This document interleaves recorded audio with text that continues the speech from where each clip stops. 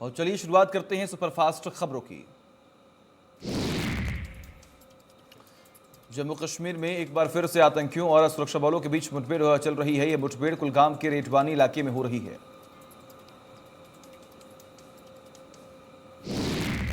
Police के मुताबिक 2 से 3 आतंकियों के छिपे होने की आशंका है। पुलिस ने सुरक्षा बलों के साथ मिलकर मोर्चा संभाला हुआ है। पिछले 24 घंटे में सुरक्षा बलों और आतंकियों के बीच तीसरी मुठभेड़ है।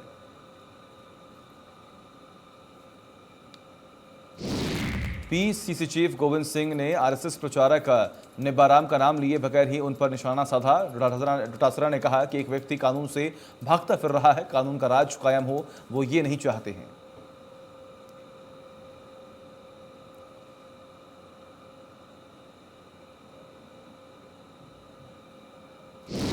अखिल भारतीय विद्यार्थी परिषद का आज स्थापना दिवस है। इस मौके पर भाजपा प्रदेश अध्यक्ष सतीश पुनिया ने ट्वीट किया और शुभकामनाएं दी।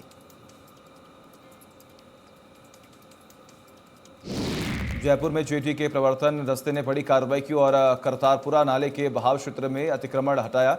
इस दौरान पुलिस और नगर निगम की टीम भी मौके पर मौजूद रही। मुख्य नियंत्रक का प्रवर्तन रघुवीर सैनी के निर्देश पर कार्रवाई को अंजाम दिया गया। बाड़मेर के अस्पताल से 3 दिन का बच्चा गायब हो गया। नाराज परिजनों ने हंगामा किया। मौके पर पहुंची पुलिस ने लोगों के साथ समझाइश की।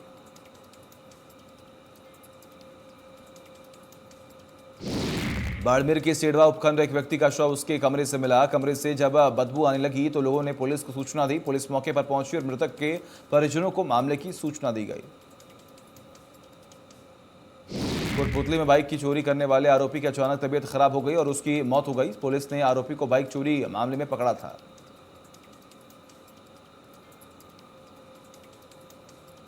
मेहंदीपुर बालाजी के NH 21 पर एक ट्रॉली ने ट्रक को पीछे से टक्कर मार दी। हादसे में 3 लोग गंभीर रूप से घायल हो गए। मामले की सूचना मिलते ही पुलिस मौके पर पहुंची और एम्बुलेंस की मदद से घायलों को अस्पताल पहुंचाया।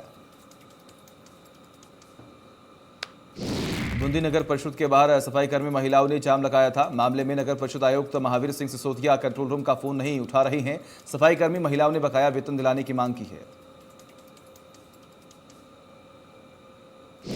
पाली पुलिस ने अवैध गांजे की खेती से 101 पौधे जब्त किए और एक आरोपी को गिरफ्तार किया। मामले की सूचना मिलते ही पुलिस जाब्ते के साथ मौके पर पहुंची और कार्रवाई की। फिलहाल पुलिस आरोपी से पूछताछ कर रही है।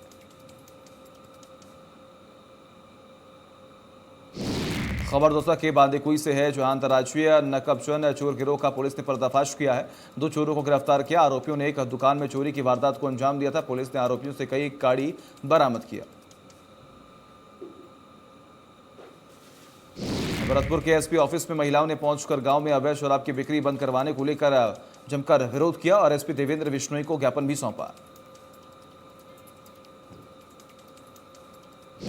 सेडवा में चलती गाड़ी में आग लग गई। गनीमत रही कि हादसे में कोई हताहत नहीं हुआ। शॉर्ट सर्किट होने की वजह से आग लग गई। मामले की सूचना मिलते ही पुलिस और दमकल मौके पर पहुंची और आग पर काबू पाया।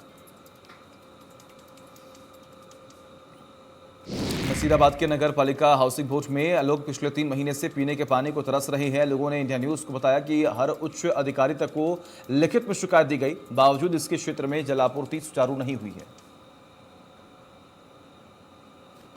बीकानेर संभाग में एक बार फिर पानी की किल्लत होने वाली है। 10 जिलों में पेयजल पानी ही मिलेगा। 11 जुलाई से IGNP में मात्रा 2000 क्यूसेक पेयजल मिलेगा। मोदी मंत्रिमंडल के विस्तार और फेरबदल के बाद पहली कैबिनेट बैठक हुई। वीडियो कॉन्फ्रेंसिंग के जरिए हुई बैठक में किसान, कोरोना समेत कई मुद्दों पर अहम फैसले लिए गए। केंद्रीय कैबिनेट की बैठक तकरीबन 1 घंटे तक चली। कैबिनेट बैठक खत्म होने के बाद केंद्रीय मंत्री अनुराग ठाकुर, मनसुख मंडाविया, नरेंद्र सिंह तोमर ने बैठक के फैसलों को लेकर जानकारी दी है।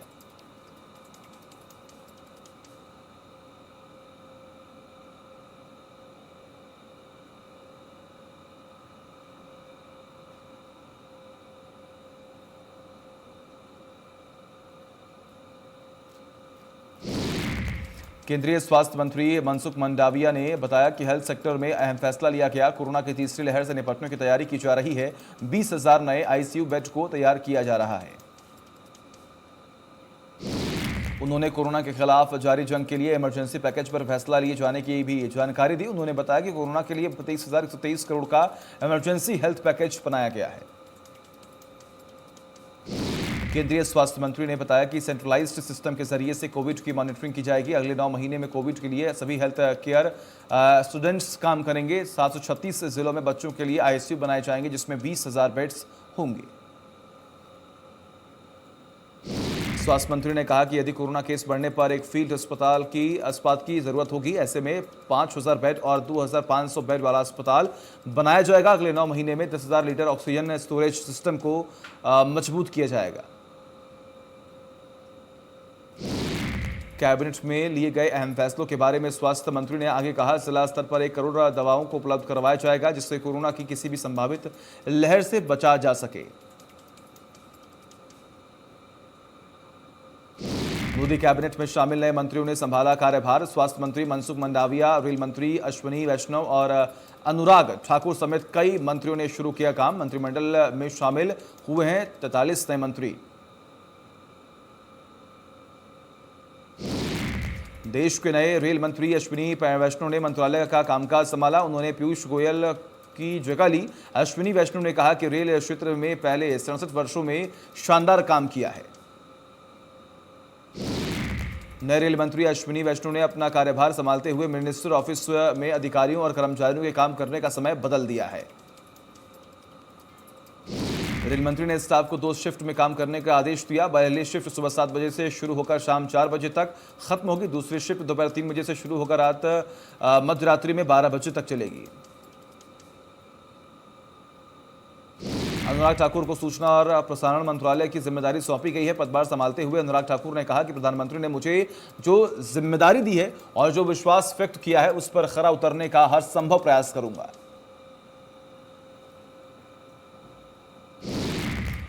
किरेन रिजिजू ने देश के नए कानून मंत्री के रूप में कार्यभार संभाला। इससे पहले ये मंत्रालय रविशंकर प्रसाद के पास था। रिजिजू पहले खेल मंत्रालय की जिम्मेदारी संभाल चुके हैं।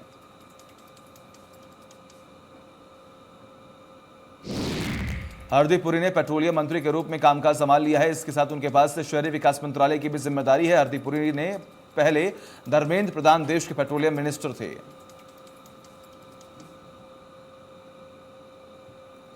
जी किशन रेड्डी को देश का नया संस्कृति एवं पर्यटन मंत्री बनाया गया। उन्होंने अपने पदभार संभाला।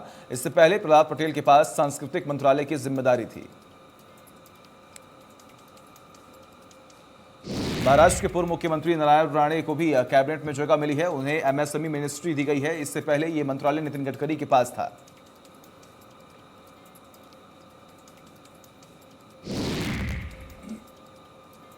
देश में कोरोना मामलों में लगातार गिरावट दर्ज की जा रही है। 24 घंटे में 43,000 से ज्यादा नए केस आए सामने। 911 मरीजों की मौत हो चुकी है। दूसरी लहर के बीच अब देश में एक्टिव केस से 4 लाख से भी ज्यादा हैं। कोरोना मरीजों के ठीक होने के रिकवरी रेट में बढ़त देखी गई है। 24 घंटे में 35,000 मरीज रिकवर हुए हैं। दिल्ली में 24 घंटे में 93 से ज्यादा केस मिले। 3 मरीजों ने दम तोड़ दिया। दिल्ली में अब 800 से भी ज्यादा केस एक्टिव हैं। प्रदेश में कोरोना के 55 नए केस आए सामने। 24 घंटे में 10 लोगों की जान चली गई। 77 से ज्यादा मरीज ठीक हुए। अब एक्टिव केस 1,000 से भी ज्यादा हैं। बिजली मंत्री रणजीत सिंह ने कहा है कि प्रदेश में धान में किसानों को बिजाई के लिए 2 घंटे ज्यादा बिजली मिलेगी। धान की बिजाई के लिए अब 8 की जगह 10 घंटे बिजली दी जाएगी। रणजीत सिंह ने कहा कि मानसून के आने तक 2 घंटे ज्यादा मिलने वाली बिजली को बाद में विड्रॉ कर लिया जाएगा। उन्होंने कहा कि प्रदेश में बिजली की व्यवस्था पर्याप्त है, कोई कमी नहीं है।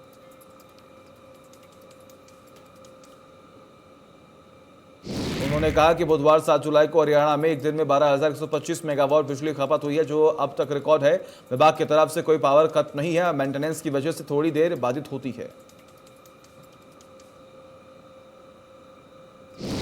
सुप्रीम कोर्ट ने सीबीआई को पूर्व सीएम भूपेंद्र हुड्डा की तत्कालीन कांग्रेस सरकार में रियल एस्टेट डेवलपर को जमीन जारी करने की जांच कराने के निर्देश दिए हैं।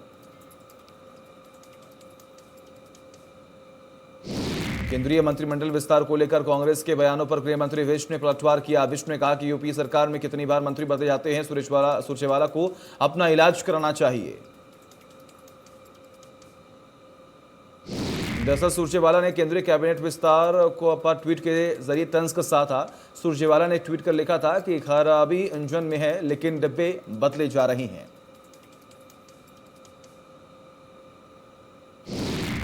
पंजाब कांग्रेस की कला पर गृह मंत्री ने कहा कि कांग्रेस और तमाम अंदरूनी कलह जो है कांग्रेस में देखी जा रही है, फिर चाहे वो पंजाब हो, हरियाणा हो या कोई और प्रदेश। विष्णु ने कहा कि कांग्रेस में चलता ही रहेगा, अब कांग्रेस टूटने की कगार पर है। अगस्त में बीजेपी जेजेपी की तिरंगा यात्रा को लेकर विष्णु ने कहा कि किसानों के विरोध में ही चलते बाकी पार्टियां अपने कार्यक्रम स्थगित नहीं कर सकते। किसान आंदोलन कर रही हैं, बीजेपी अपना काम कर रही है। हरियाणा के कई जिलों में वैक्सीन की किल्लत की खबरें सामने आई हैं। इसको लेकर विष्णु ने कहा कि वैक्सीन लगातार आ रही है, जुलाई में 25 लाख टीके लगाए जाएंगे।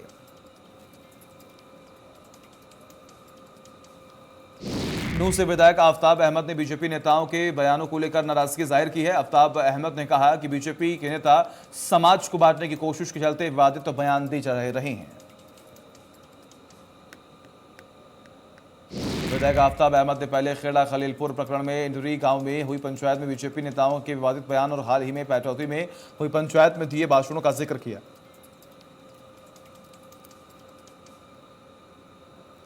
हिसार के खलगा गांव में प्रदेश बीजेपी अध्यक्ष ओपी धनखड़ का किसानों ने विरोध किया। किसानों ने धनखड़ को काले झंडे दिखाओ और विरोध में जमकर नारेबाजी की। विरोध के चलते धनखड़ को अपना रूट बदलना पड़ा।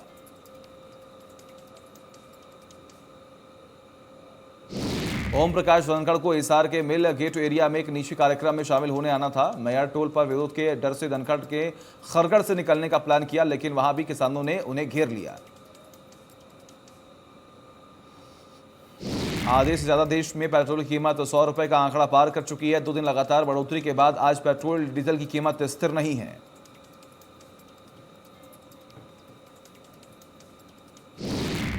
दिल्ली में पेट्रोल की कीमत 100 रुपए 56 पैसे प्रति लीटर और मुंबई में 106 रुपए 59 पैसे प्रति लीटर है। दिल्ली में डीजल की कीमत 89 रुपए 62 पैसे और मुंबई में 97 रुपए 18 पैसे हैं।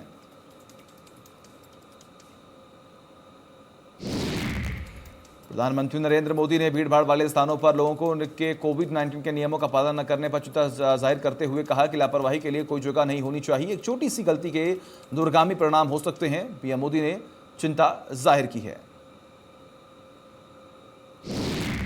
वही 23 जुलाई से शुरू होने वाले आगामी टोक्यो ओलंपिक खेलों में आने जाने वाले एथलीटों से प्रधानमंत्री नरेंद्र मोदी ने 13 जुलाई को शाम 5 बजे संवाद करेंगे।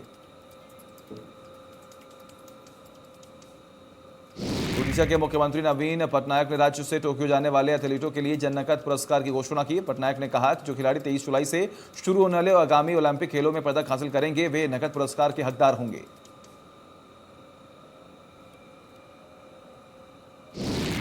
मध्य प्रदेश में आगामी समय में होने वाले एक लोकसभा सीट और 3 विधानसभा सीटों पर उपचुनाव को लेकर कांग्रेस तैयारियों में जुट गई है। पीसीसी चीफ कमलनाथ करीब 1 महीने बाद फिर से सक्रिय हो गए हैं।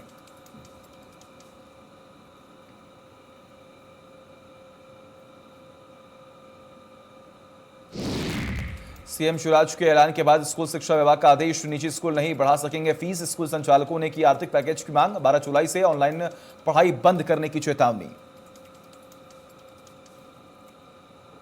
गृह मंत्री डॉक्टर नरोत्तम मिश्रा और जल संसाधन मंत्री तुलसी सिलावट सांसद शंकर लालवानी के निवास पहुंचे। गृह मंत्री नरोत्तम मिश्रा और मंत्री तुलसी सिलावट ने सांसद शंकर लालवानी की धर्म पत्नी के निधन पर श्रद्धांजलि अर्पित की है। गृह मंत्री डॉक्टर नरोत्तम मिश्रा आज सुबह जल संसाधन मंत्री तुलसी सिलावट के जानकी नगर स्थित निवास पर पहुंचे। इस दौरान विधायक रमेश मेंदोला सहित अन्य जनप्रतिनिधि भी उपस्थित रहे।